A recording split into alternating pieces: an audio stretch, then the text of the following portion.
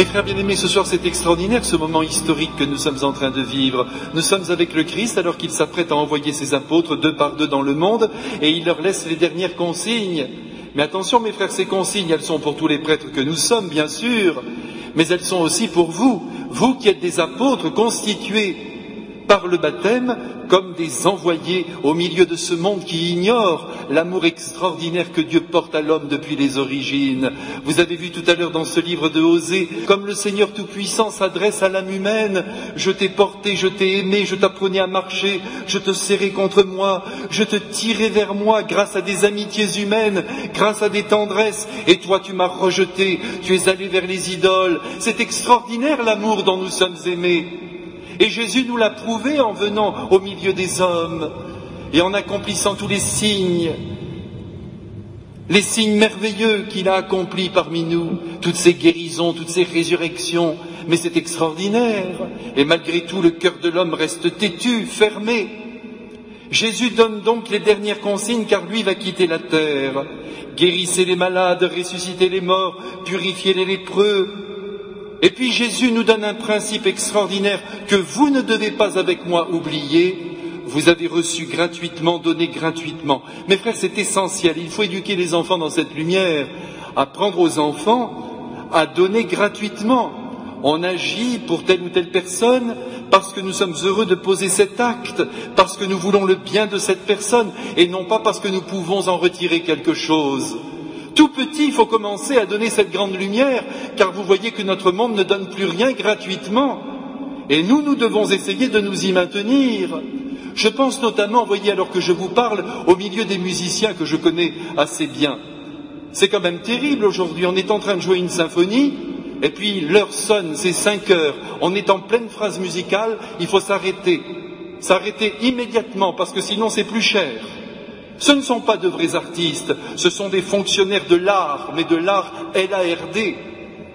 Ah mes frères, vous savez, apprenons à donner gratuitement. Si nous allons aider un camarade pour déménager, nous l'aidons pour lui faire plaisir, non pas parce qu'un jour il pourrait lui aussi à son tour nous aider. Si on garde l'enfant de sa copine, là aussi c'est pas pour qu'un jour il garde le nôtre. C'est par amour, pour l'amour, c'est tout. Mes frères, il faut que nous nous tenions dans cette lumière. Et si un prêtre va prêcher quelque part, même une retraite, il ne doit pas recevoir d'enveloppe. Non. C'est ce que Jésus a dit. Il doit donner gratuitement. Et il faut que l'Église se maintienne et maintienne le monde dans cette magnifique lumière, parce que sans gratuité, nous le savons bien mes frères, il n'y a plus d'amour. Malheureusement, comme nous sommes un peu tordus et que nous avons pris l'esprit du monde, eh bien nous ne nous tenons pas sur ce fil d'or que Jésus nous a indiqué. Nous faisons toujours les choses pour en retirer quelque chose. C'est très mauvais. C'est le moment maintenant, mes frères, de réajuster le tir et de nous demander pourquoi nous allons chez ces amis-là, pourquoi nous rendons tel service. Quelle est notre intention la plus profonde? C'est ça la pureté d'intention. Il faut toujours veiller sur elle. Parce que sinon nous allons agir pour des raisons extrêmement basses, qui nous défigurent et qui nous enlaidissent, et qui nous empêchent d'être tout simples comme sont les enfants, quand ils se jettent dans les bras de leur père, de leurs parents. Nous, on doit se jeter dans les bras de l'amour à donner, pour le bonheur d'aimer, je vous le redis. Mes frères, cette indication du Christ est extrêmement précise, et elle tombe à pic au milieu de notre monde intéressé comme jamais. Et puis Jésus laisse d'autres consignes que nous devons bien entendre, nous qui voulons porter l'Évangile à ceux qui nous sont proches. Il nous dit, lorsque vous pénétrez dans une maison, dites la paix soit avec vous. Il est évident, mes frères, que nous n'allons pas toujours le faire de cette manière aussi formelle. Si on arrive comme ça, on va nous traiter peut-être d'illuminés. Mais ce que Jésus veut nous dire par là, ce qui était possible dans le monde oriental d'ailleurs, c'est que nous devons arriver avec toute notre personne en suscitant cette paix. Alors que nous nous présentons, tout en nous appelle cette paix. Et là, c'est magnifique. Et si cette paix trouve une correspondance dans le cœur qui nous accueille, alors là, nous allons peut-être arriver à pouvoir parler de celui qui est la source de toute paix.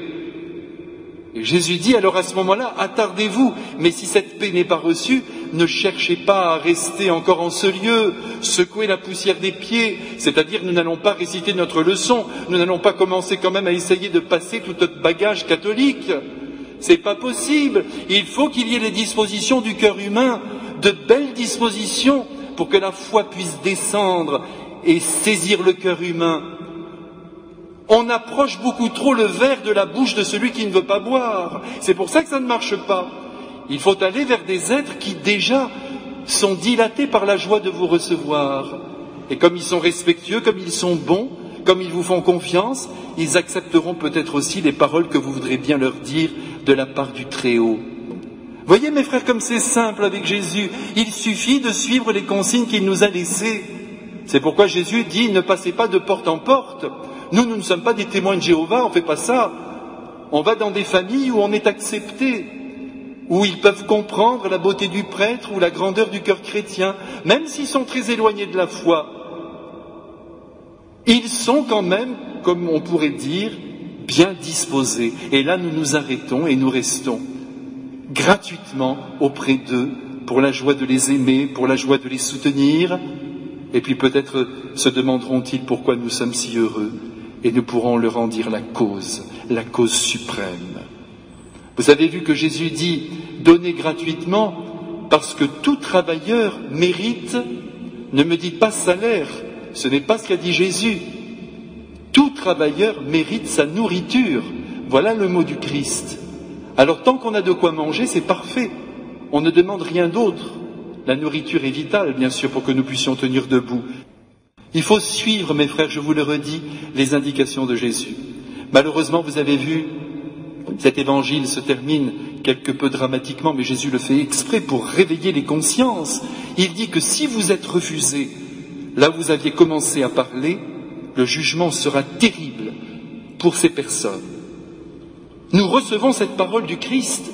Nous ne disons pas nous allons l'atténuer, nous la prenons. Et il va même jusqu'à dire que ce jugement sera plus terrible et que ces personnes seront traitées plus sévèrement que Sodome et Gomorrhe, où là, vous le savez, la violence sexuelle régnait. Donc il y a plus grave que la violence sexuelle, c'est de refuser le cœur chrétien.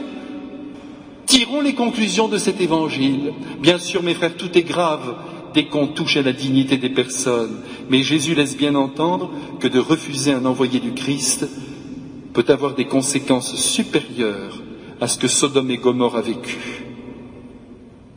Mes frères, forts de cet enseignement, apprenons-nous aussi maintenant, à la lumière de ce que Jésus nous a donné ce soir, à vivre cet été qui commence au milieu de nos amis, de nos familiers, de tous ceux que nous aimons, en grande gratuité. Vivons pour aimer et pour rendre heureux.